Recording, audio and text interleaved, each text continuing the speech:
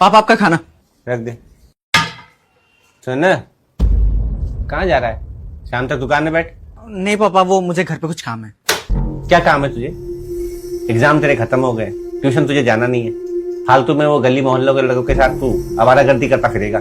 चल अंदर आजा। नहीं पापा, मैं कल से दुकान पे बैठ जाऊंगा ना। आज मुझे अनिकेत और विपिन के साथ पार्टी करने जाना है। तूने उन लड़कों का साथ छोड़ा नहीं ना अभी तक? समझाया था तुझे, अच्छे लड़के नहीं है वो। ऐसा कुछ नहीं है पापा, वो दोनों सुधर गए हैं। दारू सिगरेट कुछ नहीं पीते, भगवान की कसम। उनके साथ रहकर झूठ बोलना भी शुरू कर दिया। कल ही देखा था उनको मैंने धुएं के छल्ले उड़ाते हुए। अब जैसे भी हैं पापा, मेरे सच्चे दोस्त हैं, मेरे लिए जान भी दे सकते हैं वो। इसलिए कह रहा हूँ, प्लीज मुझे आज उनके साथ जाने दीजिए। मैं कल से दुकान पे बैठ जाऊंगा ना। ठीक है, रुक। तुझे उनके साथ पार्टी करनी है ना, कर। सारे पैसे भी मैं दूंगा, लेकिन मेरी एक शर्त है। कैसी शर्त? तू अपने सारे दोस्तों को यहां बुला। अगर वो आ गए तो तेरी दोस्ती सच्ची, और अगर नहीं आए तो मैं जीता। पर तुझे उनको ये बोलकर नहीं बुलाना है कि पार्टी है, बल्कि ये बोलना है कि तू किसी बड़ी परेशानी में फंस गया है और तुझे अर्जेंट 15,000 रुपए की जरूरत है। बोला? ठीक है पापा, हो गई शर्त। अरे इतने पैसे तो अनिकेत अकेले दे देगा, समझ लो शर्त हार गए आप। हाँ हेलो अनिकेत। कहाँ रह गया भाई तू? भाई मैं बस आने वाला था, लेकिन एक बहुत बड़ी प्रॉब्लम हो गई है। तू मुझे 15,000 भेज सकता है क्या? मैं कल लौटा दूंगा।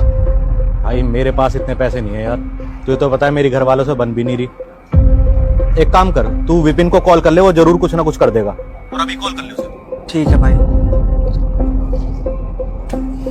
हाँ हरीश भाई, मुझे 15,000 की अर्जेंट जरूरत है, भेज देगा क्या? अरे यार, मेरी हालत तो खुद इस टाइम ठंडन को पाल है, लेकिन मैं तेरे लिए इधर उधर से अरेंज करने की कोशिश करूंगा। तू थोड़ी देर में मुझे कॉल कर। भाई देख, बुरा मत मानियो, मैं दोस्ती के बीच में पैसे नहीं लाता, बाद में दिल बिगड़ते हैं। भाई वो तेरी आवाज नहीं आ रही यार, वो और मेरे घर में सिग्नल भी नहीं आता यार। तो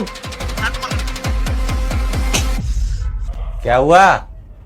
आ रहा है तेरा कोई दोस्त पैसे लेकर? हाँ पापा, वो विपिन बोल रहा है आने को, आ रहा थोड़ी देर में। एक बार फोन करके देख ले हरीश, कहाँ रह गया तेरा दोस्त? आपके द्वारा डायल किया गया नंबर या अभी स्विच ऑफ है या नेटवर्क क्षेत्र से बाहर है।